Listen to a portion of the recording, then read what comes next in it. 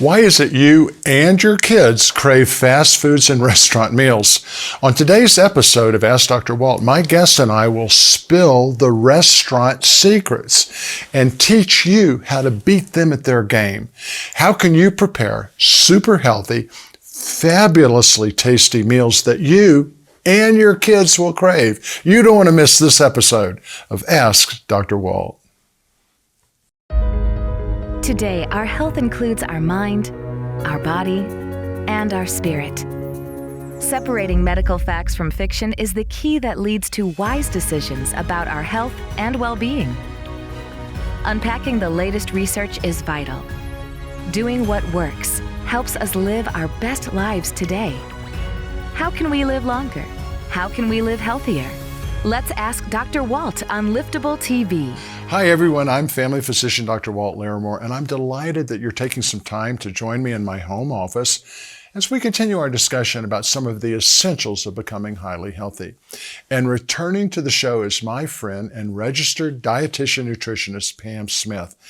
Pam has not only provided wellness and menu coaching to professional athletes, corporate and life athletes, and many restaurants, but to families everywhere.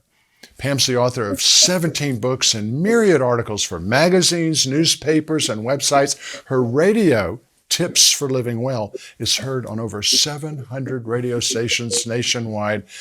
But best of all, I love calling her my friend. Pam, welcome back.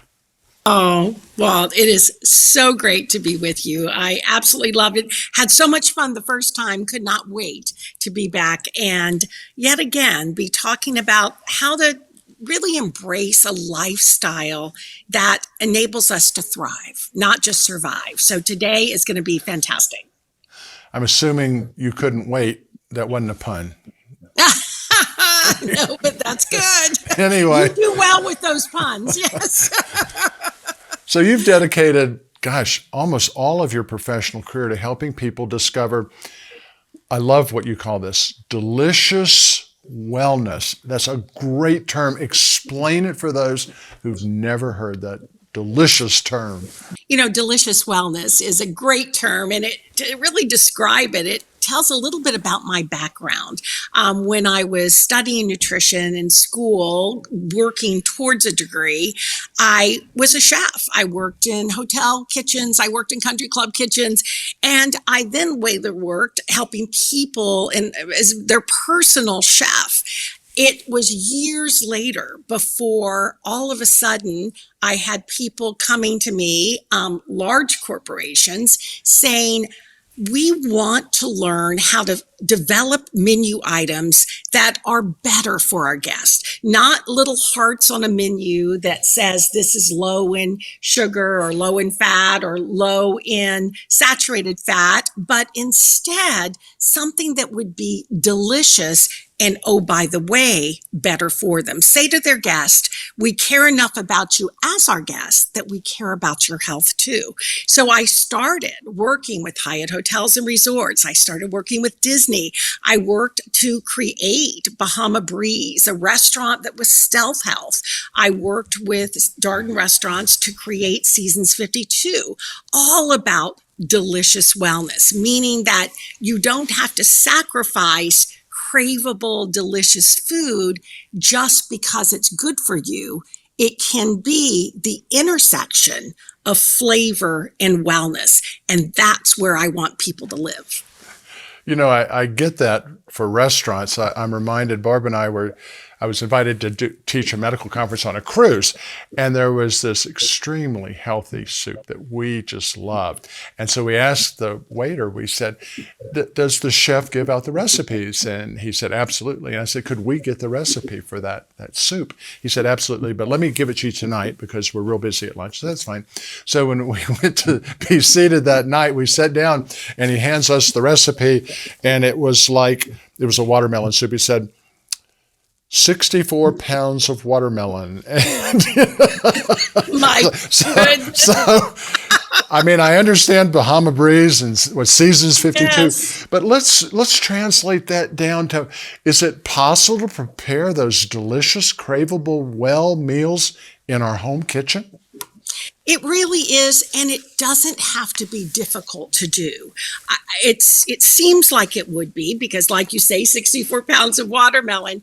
It's really instead thinking about how do I put my focus onto flavor. Much of the way we talked about the way to embrace a lifestyle of wellness isn't focusing on what to cut out, but instead focusing on what to put in. The same thing applies when you're preparing healthy meal.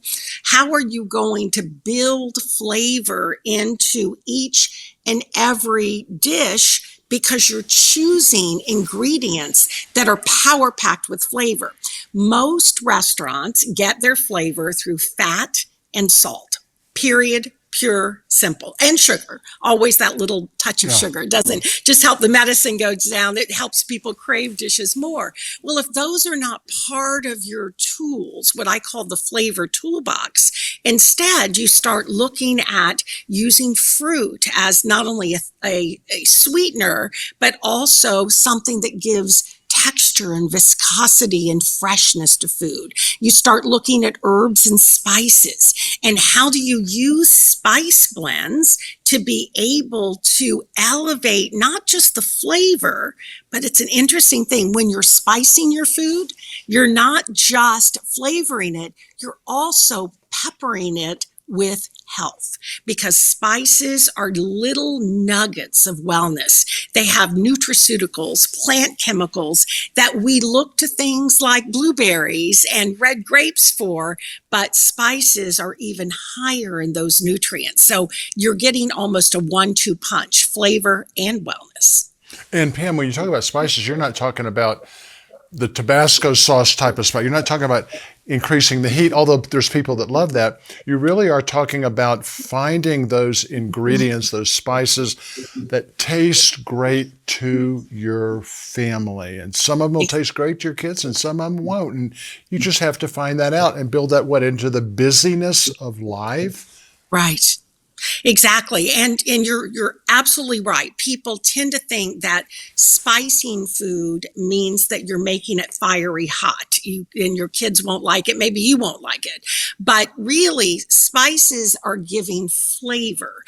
So think what happens when you add ginger to a dish, or what happens when you add turmeric and you add smoked paprika or cumin. You're getting this depth of flavor that makes such a difference. And you know that a number of years ago, together with my daughter, started a spice blending company called PS Flavor, because we really wanted people to be able to take the mystery out and also take the salt out, because a lot of spice blends are pretty much salt with a little extra thrown in.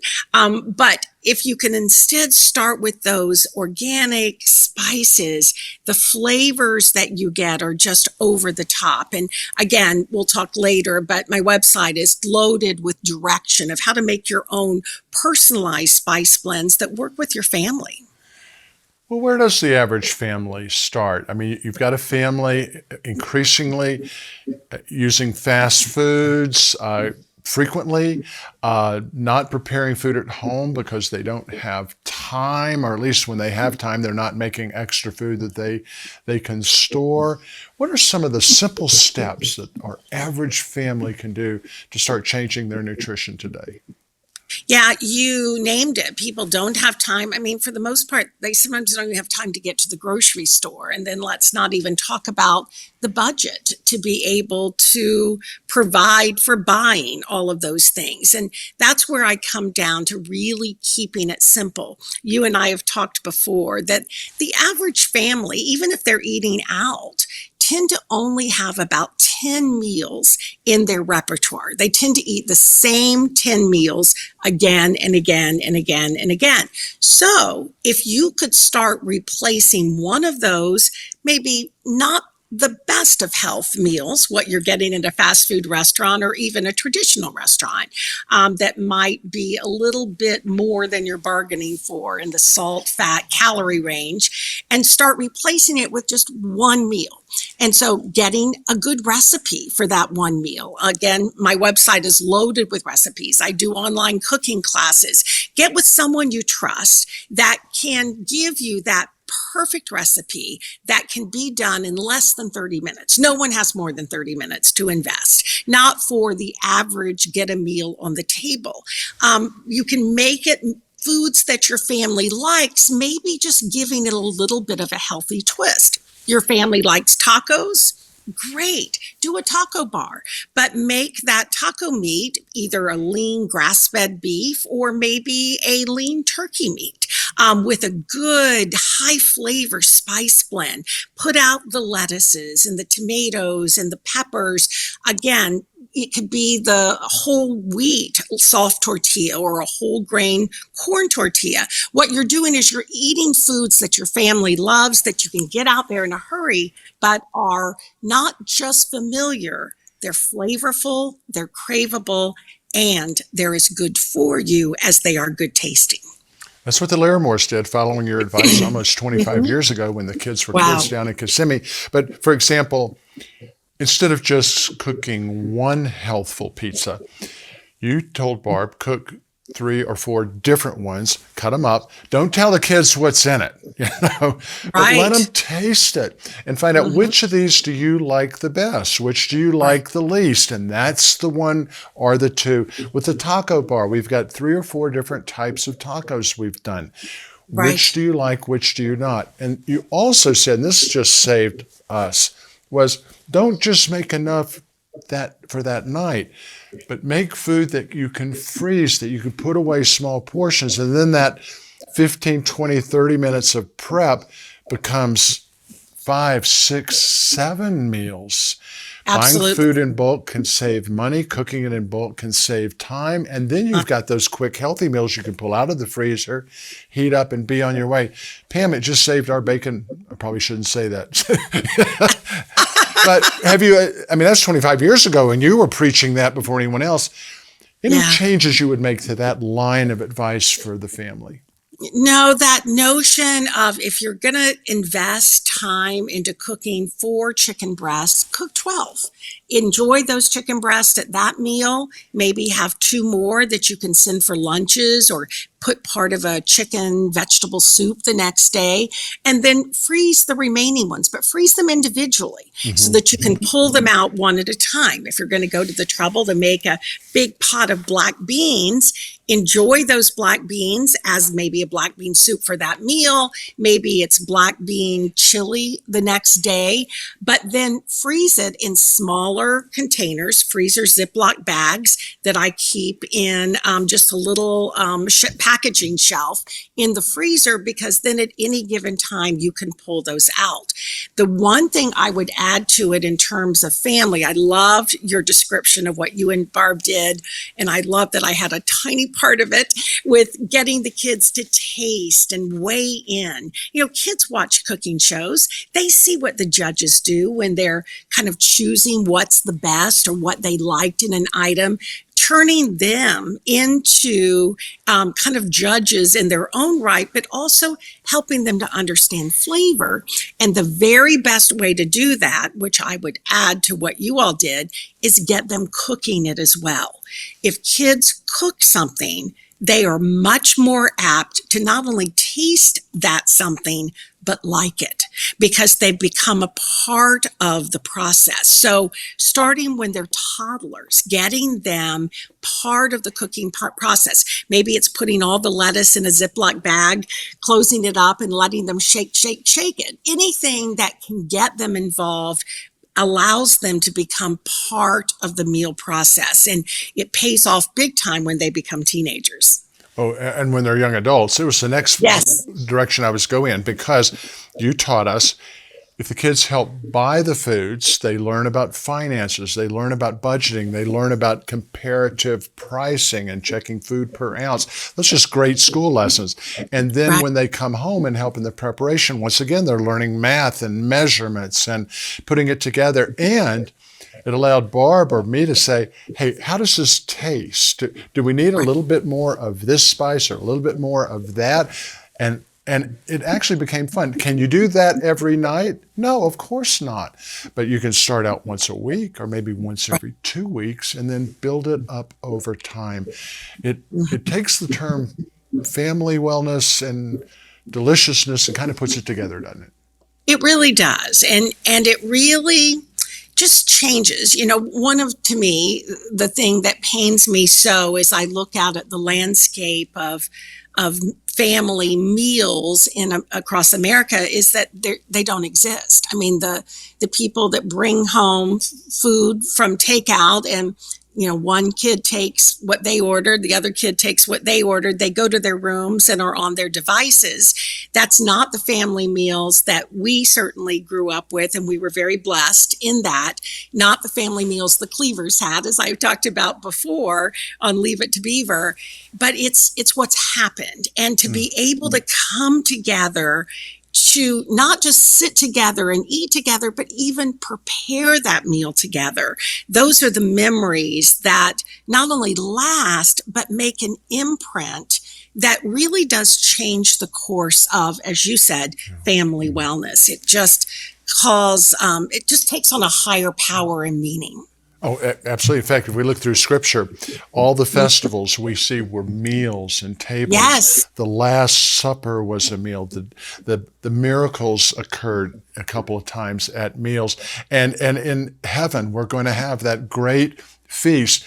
And when we look at the research, Pam, I'm going to sermonize here just for a second, but Yes, when we look at please. the research of families that share meals together, the more meals a family has together, the better those kids do by every single measure. Their IQ, their school performance, do they get in trouble or not? Do they get pregnant early? Do they use drugs early? On and on and on. And it seems like the break point is somewhere in that 5 meals a week. And if you're Right. not doing that as a family, if you're just doing 1 meal a week, go to 2. And when you Yes. get that, go to 3. And it's not, Barb used to jump on me. She'd say, it's not a time to be your kids' critics. It's No. a time to be their cheerleaders and ask them about their day and ask them their opinions. And Pam, it was just a miracle time for It is. us to learn Oh, I early know. on that family table is critical to physical, relational, emotional, and spiritual health.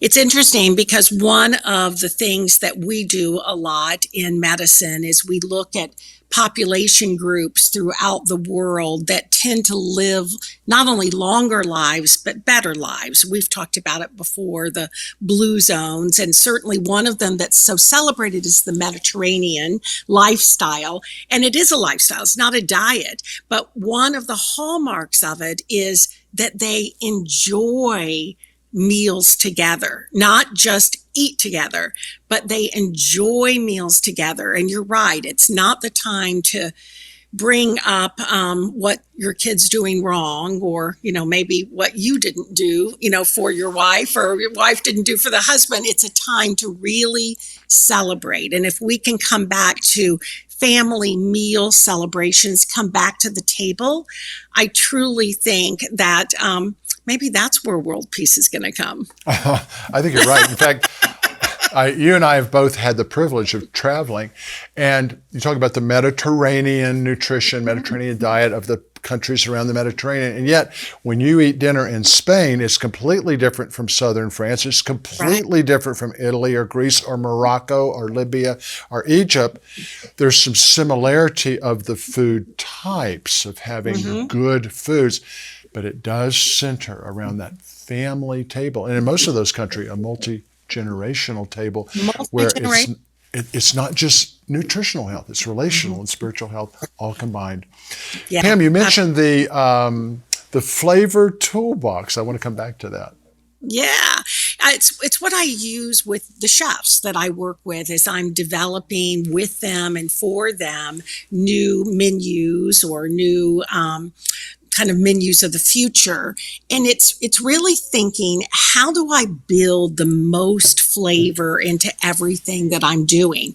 And rather than reaching for the salt shaker only, or reaching for the added fat or agents of fat, like adding more bacon to the dish, instead, where do I get that flavor? So we've already talked about spices. That's certainly one of them. But even when you spice and when you salt, when we think about let's just use a fast food burger and fries, most people would think that the fries are where the salt is, but for most, it's the burger. You don't taste it. The fries have that external salt that touches the tongue more quickly, but there's layers and layers and layers of sodium in that classic quarter pounder. So at home, recognizing that's the case, you can't take salt out, but you can put it in. Layer your flavors with how you're cooking. If you're cooking onions and garlic and peppers or celery, what used to be, called the Trinity in cooking, or the basics of good flavor, you start with sauteing those in just a little touch of olive oil to be able to bring out the essential aromas and flavor. Then you add the spice blends and garlic if you're adding that. Then you start adding more of your tomatoes or grains or whatever layer that you're adding in. It's bringing out the best of the flavor.